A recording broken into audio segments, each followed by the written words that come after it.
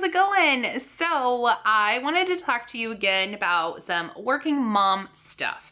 And today I just wanted to talk with you about how to keep your goals alive as a working mom.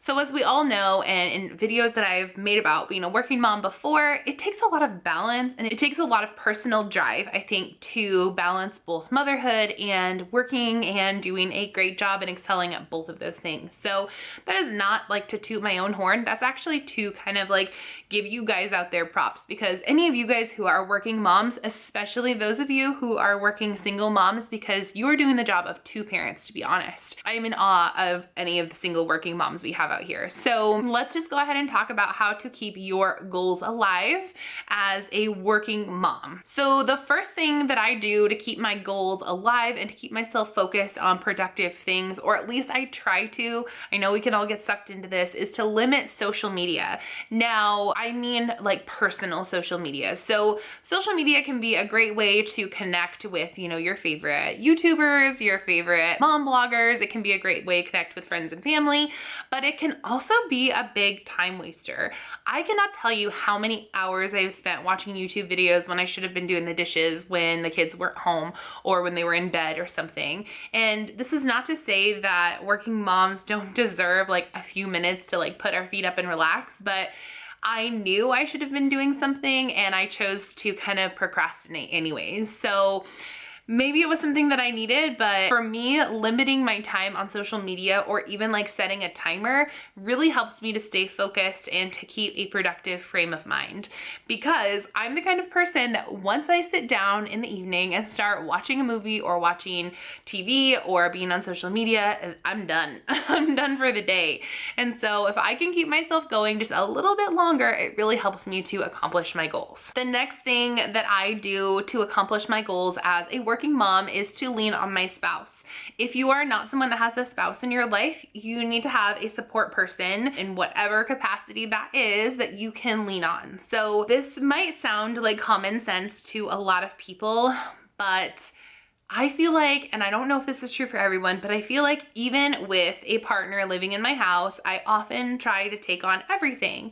And my spouse also works outside the home. So I do feel like I take on a good deal of the, you know, the home management or like working around the home, that kind of thing. So I think it's just kind of this routine and this like mental thing that you get into.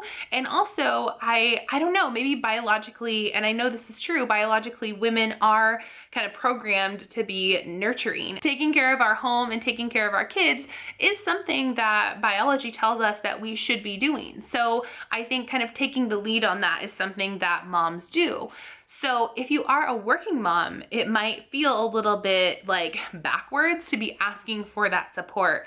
But for me, like if I have grading to do in the evening and I just need to get it done without any interruptions and maybe the kids are just not going to bed, I ask Brian, I'm like, can you play a game with them for like an hour, or can you do bedtime tonight? I really try to lean on him to make sure that I'm able to accomplish my goals. And the way that I got this started was I started by just having a small conversation and, you know, explaining to him what I was feeling, because our partners, our support people don't always know that maybe we need more support than we're letting on. So it's important to let them know and to maybe say, hey, could you take on this responsibility with the kids?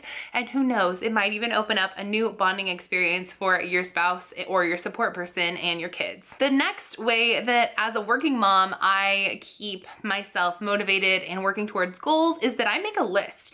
Actually, for me, I use a planner to make this list, and I have kind of a running to-do list.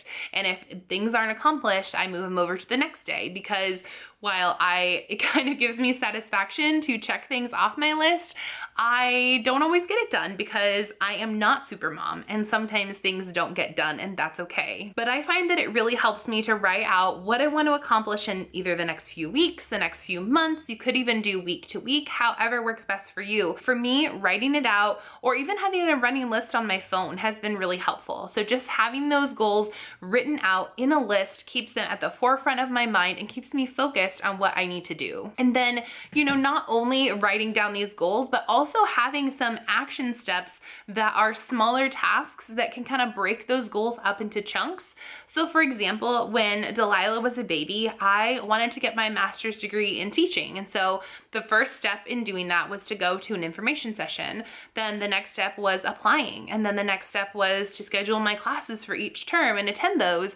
And then the next step was completing my student teaching. So I broke it down into little pieces that were a lot more manageable so that I could accomplish this larger goal. The next tip that I have for accomplishing your goals, whether they're personal or work related, is to dedicate time to it. So for example, one of my goals is to continue growing this YouTube channel and putting out great content for you guys and just having this as a creative outlet and a community that I can connect with. That is a goal of mine, and that's something that I really want to work towards and that I'm currently doing. So I have to dedicate time to this if this is something that I want. And so I dedicate time to filming. I dedicate that time to editing. I dedicate time to creating thumbnail photos for the beginning of my videos. And I have gotten feedback from people on my videos that it shows that I put time into my content because I'm trying to put out the best content that I can for you guys. So if there's something that you want, if there's a goal that you want to accomplish, if you've got a dream, if there's something that you desire and that is sort of, you feel like you're calling even, you need to put time into it to make it happen. Things are not just going to fall into your lap. You need to have action steps to make these goals happen, and you need to put time in and dedicate that time to those goals. And I know that it might seem impossible to have time to yourself, and maybe me speaking as a work from home mom, I might have more creative ways where I can take time for myself. So for example, I can edit videos on my lunch break. I can film after I'm done working before I pick up my kids. I can do those things. And it might be a little bit more challenging for someone who works outside the home, but we can all find moments to carve out a few hours or even a half an hour, if that's what you have, to dedicate time to your goals. So whether this means getting up early, staying up a little bit later, or just finding another time during the day when you can accomplish these goals and dedicate time to them, that's super, super important. So make sure that you are dedicating time to your goals. And the next thing that really helps me to accomplish my goals as a working mom is to give myself a little bit of grace, to cut myself a little bit of slack. I know mom guilt. I get mom guilt, and it's something that I think that we all deal with. And I think that it can be easy to feel guilty if we are taking time away from our kids to try to accomplish something that we want to do. But you have to also remember that you are a person. You're not just, in my case, I'm not just Delilah and Harrison's mom. I'm Caitlin with a life and with dreams and goals of my own.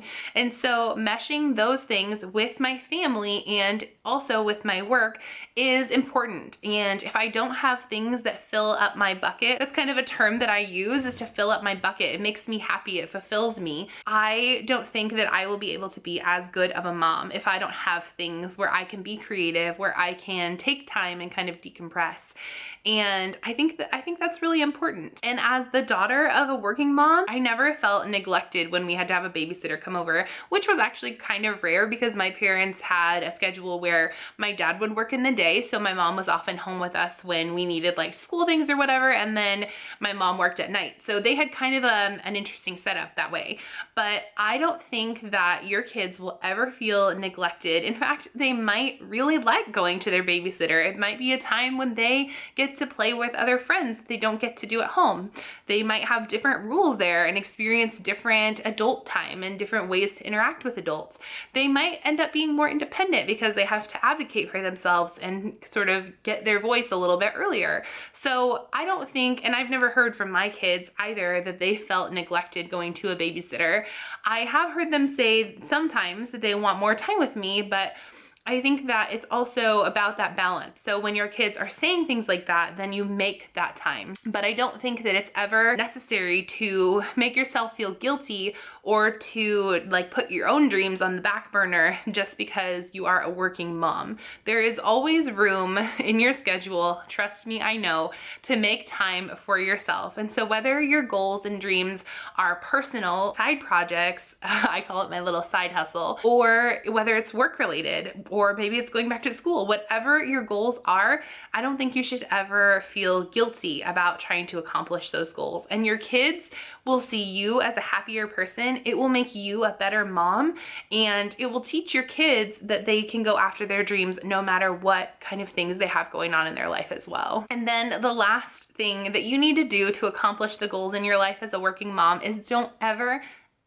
give up. People are probably going to tell you that you should. People are going to say, you already work. Why do you need to do this and this and this?